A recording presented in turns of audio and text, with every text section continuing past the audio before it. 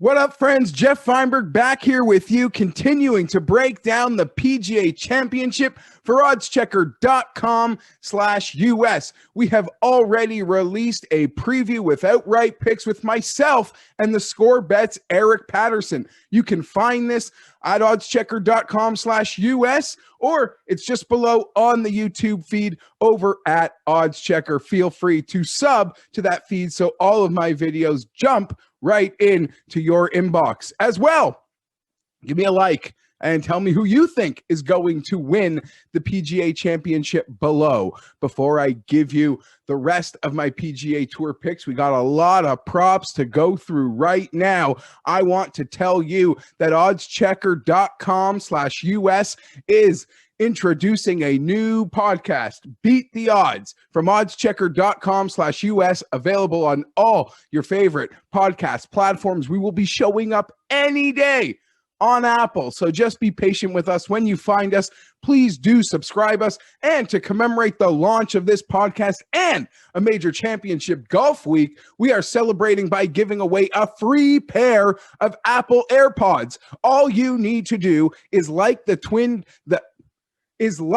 pinned tweet at the OddsChecker US Twitter feed, as well as follow OddsChecker US on Twitter. A winner will be announced Friday.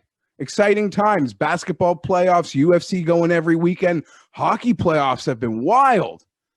Jeez. I used to produce daily Maple Leaf shows here, and hockey used to be boring. Hockey they're playing right now is incredibly exciting.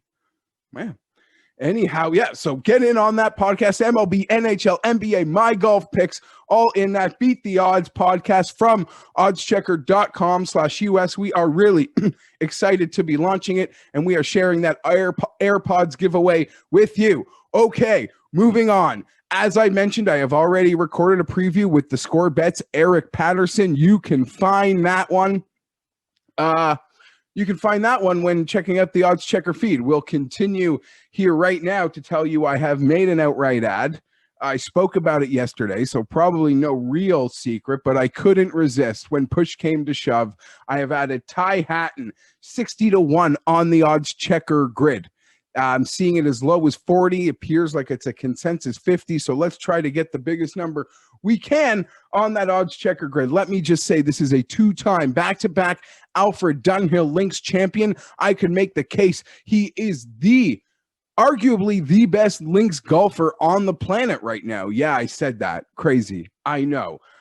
He has a win on Paspalum grass greens like we're seeing here. He has some nice results on Pete Dye courses, and I believe this course really does suit Ty Hatton. I don't want to read too much into that 2012 board, but we saw a lot of players on the top of that leaderboard that would remind you of Ty Hatton. Certainly not the Rory McIlroy who won by 8 strokes, but if this course plays a certain way on that ocean, Ty Hatton, in my opinion, becomes incredibly live. 29 years old, 9th world ranking at a number between 50-60-1.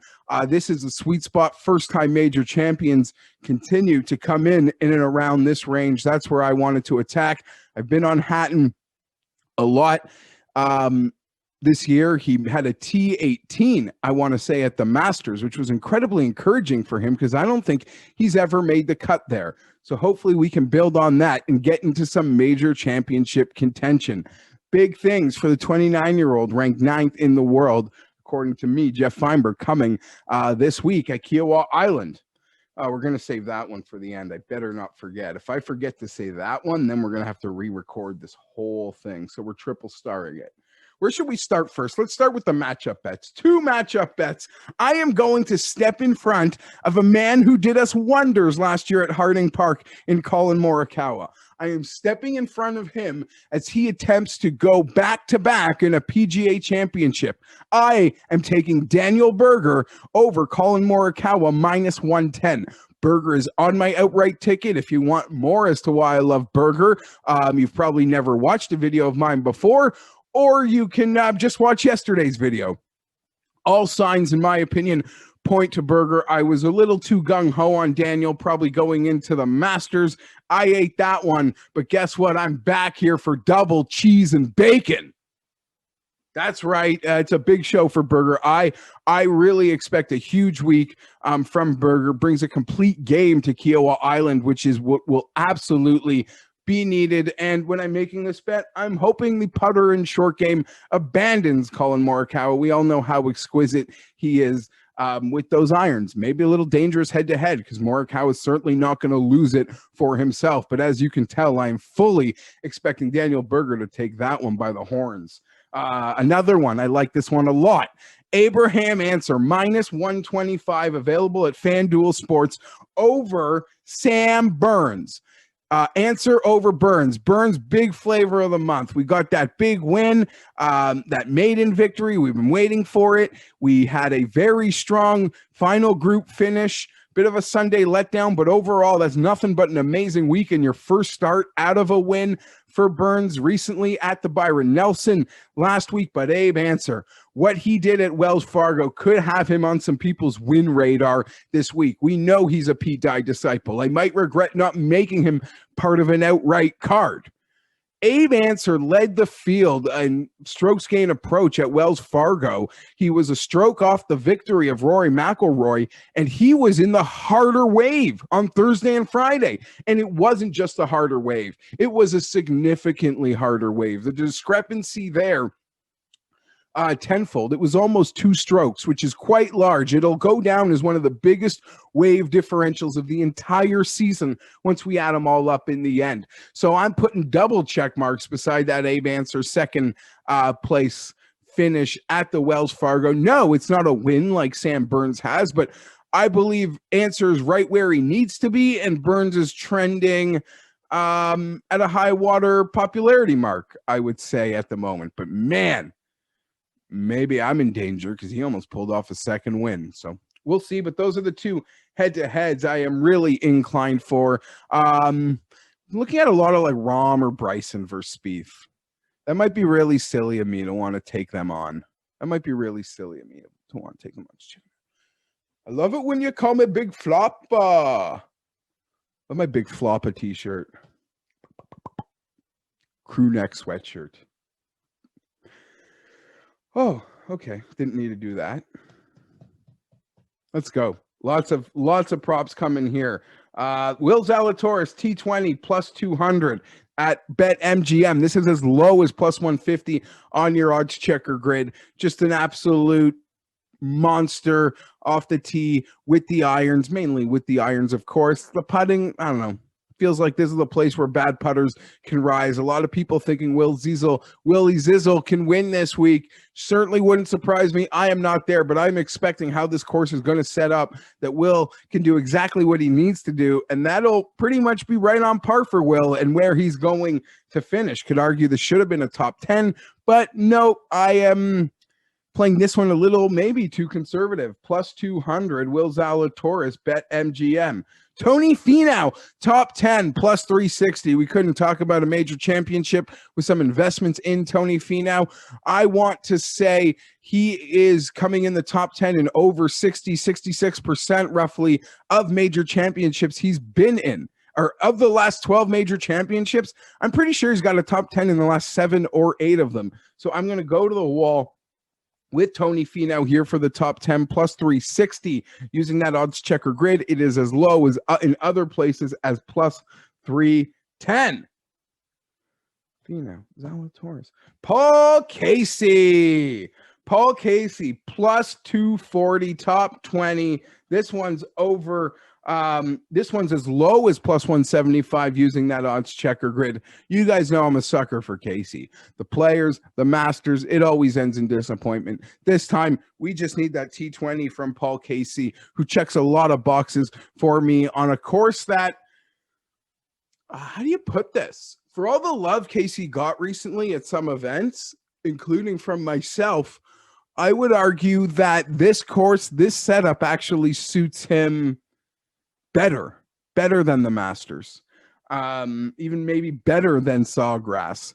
This is a place where a long ball striking, wind experienced player is going to have a lot of success, and that is Paul Casey. Let's not forget Harding Park last year, PGA Championship. He was absolutely in that mix down the stretch. Morikawa won, but what we had showings from Casey, from Scheffler, from DJ. I want to say Finau showed up. Even Bryson for a little on that Sunday. So yeah, there we are. Farther down the board, and then I'm done. A little farther down the board, staying in this top 20 market, friends. Over at FanDuel, Emiliano Grillo plus 450.